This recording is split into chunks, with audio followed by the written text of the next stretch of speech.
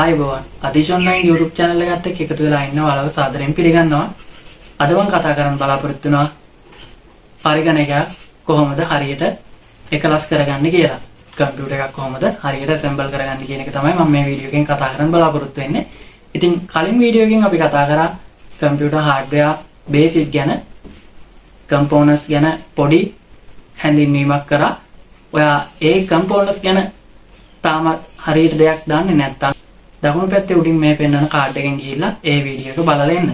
ඉතින් අද අපි කතා කරනවා ඒ කම්පියුටර් hardware components ටික එකතු කරලා කොහොමද පරිගණකයක් නිවැරදිව එකලස් කරගන්නේ කියන එක. ඉතින් මාත් එක්ක යමු වීඩියෝ එකට. ඉතින් අපි කතා කරමු නැවතත් අපිට motherboard එක තියෙනවා, processor එක තියෙනවා, motherboard එකට සම්බන්ධ වෙන back panel එක, RAM card එකක්, ඒ වගේම CPU fan එක, SATA cable, power supply එකක් තියෙනවා.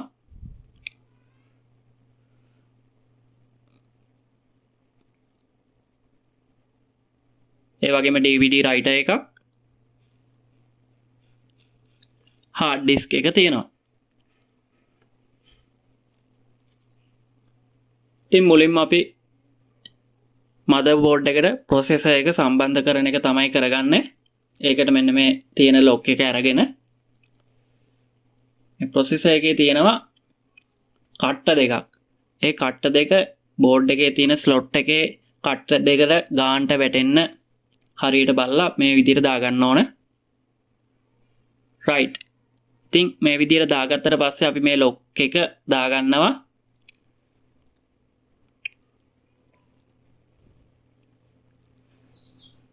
ඊට පස්සේ අපි RAM එක සවි කරගමු.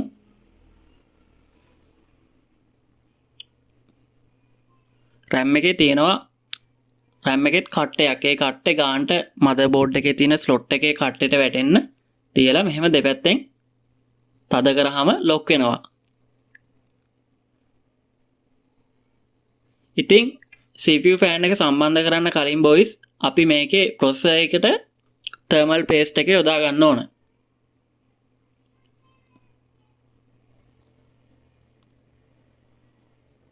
සාමාන්‍යයෙන් thermal paste එකෙන් කඩල ඇට එක වගේ ප්‍රමාණයක් thermal paste එක යොදා ගන්න ඕන.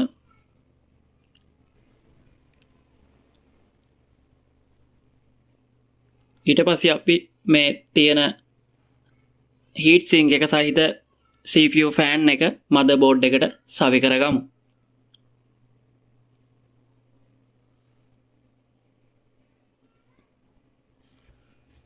ඒ fan එකේ plastic holders තියෙන්නේ.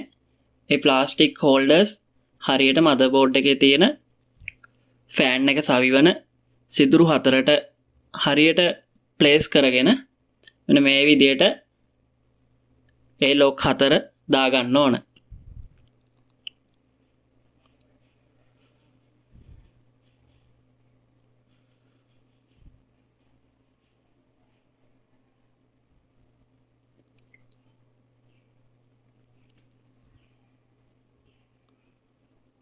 ඉතින් මේ lock හතර හරියට සම්බන්ධ වෙලා නම් අපිට ඒක බලා ගන්න පුළුවන්.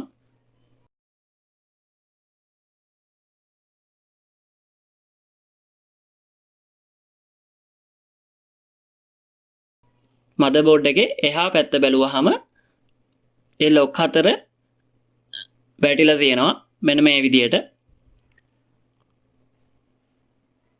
හරි boys, ඊළඟට අපි processor fan එක CPU fan එකේ power connector එක motherboard එකට plug කරගමු. ඒක board එකේ ගහලා දෙනවා CPU fan කියලා.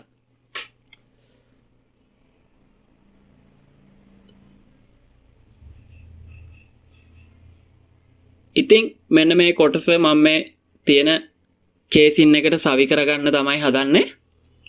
මුලින්ම අපි motherboard එකේ back panel එක කේසින් එකට සවි කරගෙන ඊළඟට අපි motherboard එක සවි කරගමු.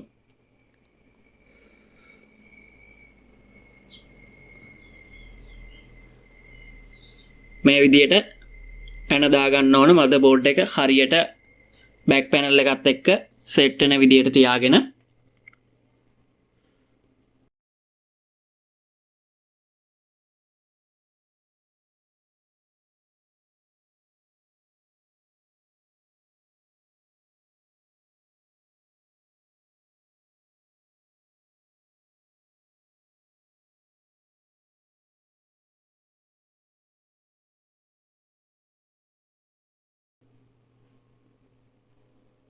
ඊට පස්සේ අපි power supply එක සවි කරගමු case in එකට.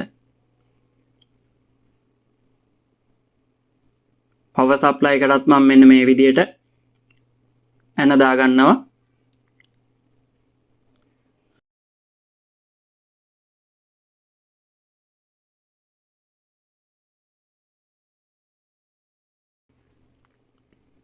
power supply එකේ 24 pin ATX connector එක තමයි මේ තියෙන්නේ.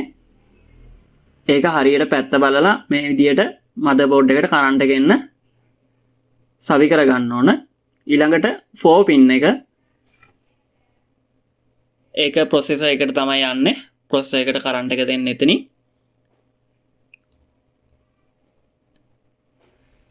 ඒක අපි මෙන්න මේ තියෙන slot එකට හරියට පැත්ත බලලා මේ විදියට mount කර ගන්නවා. හරි boys, ඊළඟට අපි DVD writer එක case in එකට දාගමු. මෙන්න මේ විදිහට ඉස්සරහින්.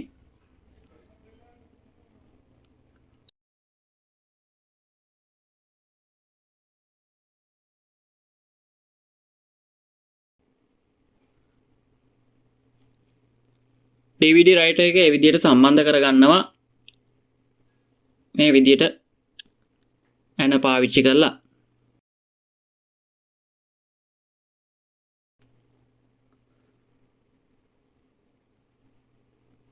case in එකේ එහා පැත්තෙනුත් DVD writer එක මේ විදිහට ඇණයක් දාලා රඳව ගන්නවා.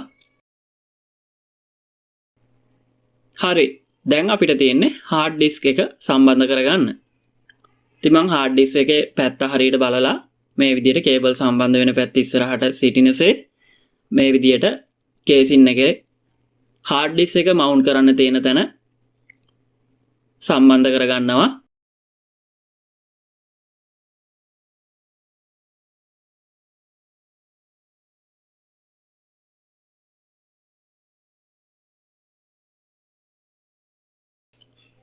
ඉන් අනතුරුව USB සහ audio, ඒ කියන්නේ case in එකේ ඉස්සරහින් යන USB සහ audio motherboard එකේ සලකුණු කරලා තියෙනවා. මෙන්න මේ කහ පාට සහ නිල් පාට තියෙන්නේ. ඒ වගේම board එකේ සඳහන් කරලා තියෙනවා front panel, ඒ කියන්නේ ඉස්සරහා power switch එක, restart එක, ඒ වගේම hard disk වැඩ කරන එක, power LED එක, ඒ panel එක board එකේ සම්බන්ධ වෙන්නේ මෙන්න මේ front panel කියන කොටසේ.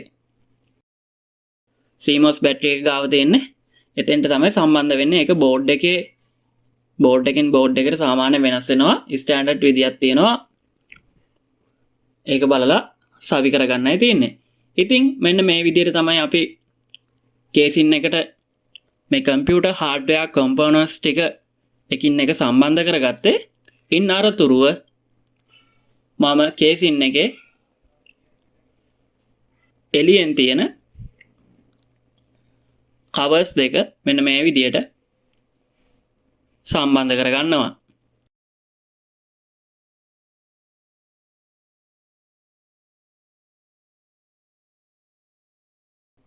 ඉතින් අපි assemble කරගත්ත computer එක තමයි මේ තියෙන්නේ. ඉතින් අද අපි මේ වීඩියෝ එකෙන් කතා කරේ computer එකක් කොහොමද හරියට assemble කරගන්නේ කියන එක ගැන. fast එක එකලස් කරගන්නේ කොහොමද කියන එක ගැන. ඉතින් මේ වීඩියෝ එකෙන් ඔයා යමක් ඉගෙන ගත්තා නම් පල්ලෙහා තියෙන like button එක click කරන්න. ඒ වගේම අපේ channel එක subscribe කරන්න. යාළුවන්ටත් බලන්න, මේ වීඩියෝ එක share කරන්න. තවත් අලුත් වීඩියෝ එකක් අරන් එන්න බලාපොරොත්තු වෙමින් මම අදට සමු ගන්නවා. ඔයාලට සුබ දවසක්.